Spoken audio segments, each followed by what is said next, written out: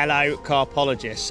What a way to start a video with a scaly, beautiful Wraysbury carp in my arms. A great bit of timing from Luke. He bobbed his head in the swim and I was playing this one. You join me in session where I'm going to show you a little bait edge incorporating the Nash natural boosters range, and hopefully with a bit of luck show you a few more of these Wraysbury bangers. Excuse the plane noise, but what a start.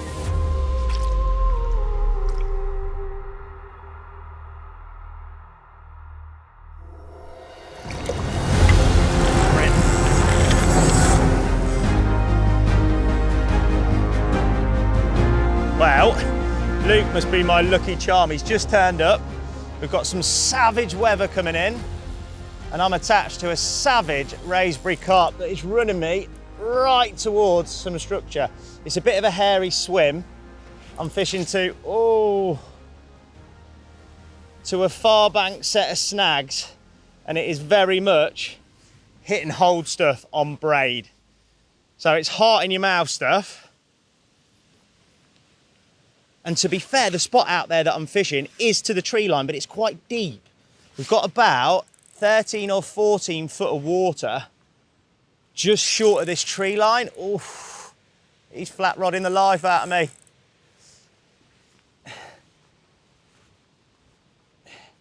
And with the aid of the natural boosters and the bait I'm putting out there, the fish are constantly cruising along that tree line, and it really does bring them down in that depth of water to feed, which hopefully this carp, if we land it, will prove. We've negated the first obstacle, which is that tree line I talked about. And now, the next obstacle is the abundance of weed beds out there.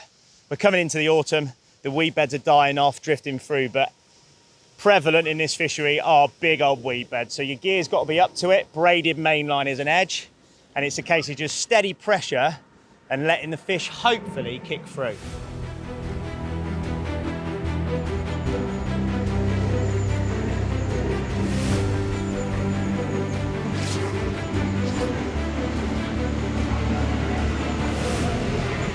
Not the most orthodox, but when you got a load of weeding questions, snags, it's heart in the mouth stuff, but at the end of it, we've had a result. I'm chuffed to bits.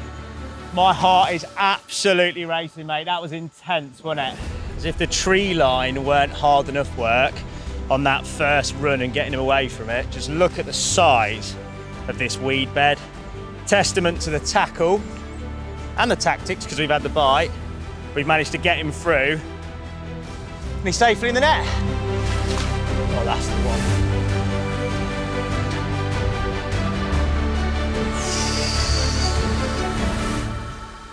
Wipe me dry.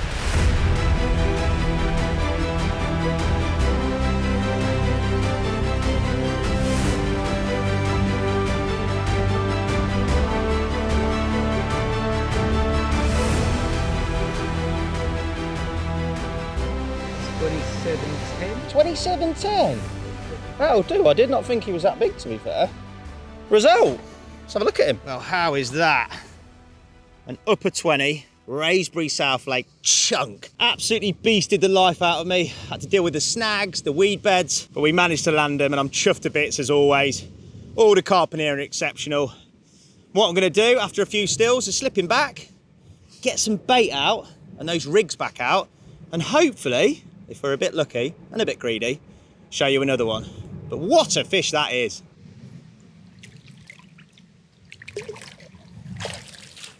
Come on. Well, after that flurry of action, it's a case now of topping up the swim.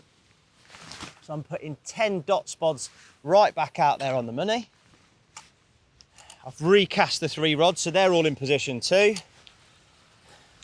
In terms of the mix, and as I hinted to before, the use of these natural boosters, I'll talk you through the specifics of that in due course. But on here, one thing to note is that they definitely love the bait. Another reason why I love fishing here, not only the fish are stunning, not only the environment is unbelievably beautiful, but they really respond to sort of positive fishing. Plenty of bait, plenty of activity, And hopefully with that working bait mix, with all that action going, you can really work at it and produce some more bites. That's the theory anyway.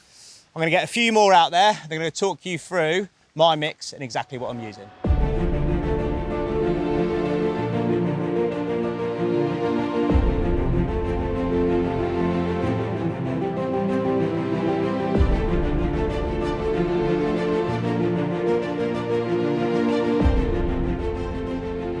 Now, with regards to my bait mix, it's something that I've used over an extensive period of time here and on venues like Wraysbury South Lake. Gravel pits, where you're fishing generally clearer areas. And what I'm trying to do is create something that get the carp grubbing around. I've mentioned before that the spot out there, tight against the canopy, is relatively deep. We've got around 12 to 15 foot of water. The conditions have been mixed, but when the sun's been out, there's definitely been fish in the upper layers, and I want something that's going to get those fish down and grubbing around so that they can hopefully find my hook baits and therefore get some bites. It's proved pretty successful thus far. The main bulk of my mix, 70% of it, is Scopex squid flake. Now what I do is I mix that in a separate bucket and I hydrate that with the natural boosters. And the two natural boosters that I use are the worm cell and the mussel blend. Now the worm cell, what I do is I put my flake in a bucket and I can add the worm cell over a period of weeks. Because of the process and the treatment in that, it retains all the natural goodness of liquidized worm, which we know is deadly, but the process also means that that will last and doesn't need to be frozen or kept cold. So that is applied over a period of weeks and it really hydrates that flake. It takes in all that goodness and the flake becomes softer and full of that impact amino acid flavor. Then the night before I come, I add probably about a quarter of that mussel blend. Now that mussel blend, as hopefully Luke's got the cutaways and showed you, those fish are really on it. They're in tune to eating mussels in here, freshwater mussels, and that is exactly what's in that, as well as greenlip mussels. And it's pure chunks of mussel flesh as well. So that goes in, and because it's fresh, it goes in the night before. I let that seep in, and then I add a little bit more just before I introduce it with the dot spod.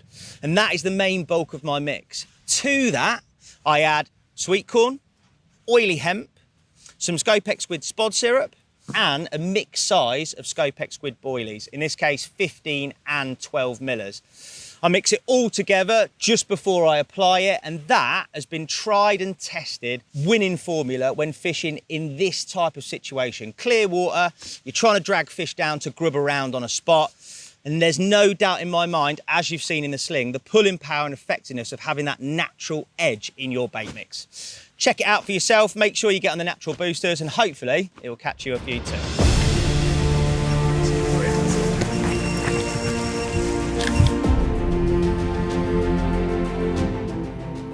Well, I'm back to the bivvy and I'm licking at my wounds. Unfortunately, I had a mega take on the middle rod. I was quick to pick it up. And pretty much I controlled the fish for a couple of lunges and then just felt the hook pull, which happens. You are fishing in these sort of extreme situations. And to be fair, when I look at it and the balance of things, I've had 3 bites today, landed 2 corkers and lost 1. I am going to say though, that was a smaller one. To console myself, there's still a few hours left of the session. I have had a bite, so the rigs have gone back out there. They're on the spot, fingers crossed. I can winkle one out before the end, who knows? It does look good for it, but I don't know if that disturbance may have just put them off. We shall see. But the only right way and the carpy way to lick your wounds is to whack the kettle on. So I'm going to do that, get you one too, Luke, and hopefully Wraysbury's got a little last twist in the tail for us. Now, in terms of my setup, as I've mentioned before, it's pretty extreme fishing here with regards to the snags and the weed beds. So to compensate for that and make sure that I can adequately deal with anything I hook, I'm fishing really strong and reliable components. The business end, I've got 12-foot, 3.5 pound test curve X series rods.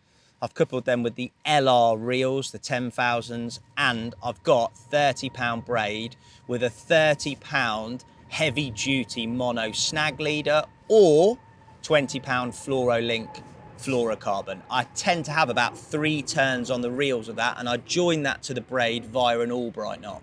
That has stood the test of time.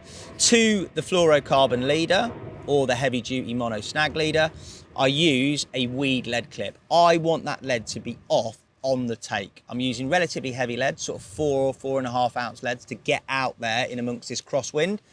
But I want that to be off on the take. And with that weed lead clip, that happens every single time.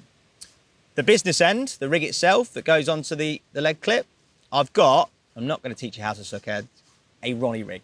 For me, sort of unique features to my Ronnie rig, component-wise, I've got a size 4 fang twister, reliable pattern, straight pointed, it catches hold and stays held as those fish have shown. I then couple that with a little micro ring swivel. With that, I've either got a couple of grains of fake corn here popped up, or what has been the winning formula for me today, which has been pink Scopex squid 15mm pop-ups. It stands out against the bait mix that I'm putting out there, and pink has always been a good colour for me, fishing over that type of mix that I'm using and in clear water. Then what I've got is a fluorocarbon 25-pound fluorolink boom. It's invisible, it's subtle, it's great when you're fishing in this ultra clear water. That's why the carp are so stunning here, because the water's so clear.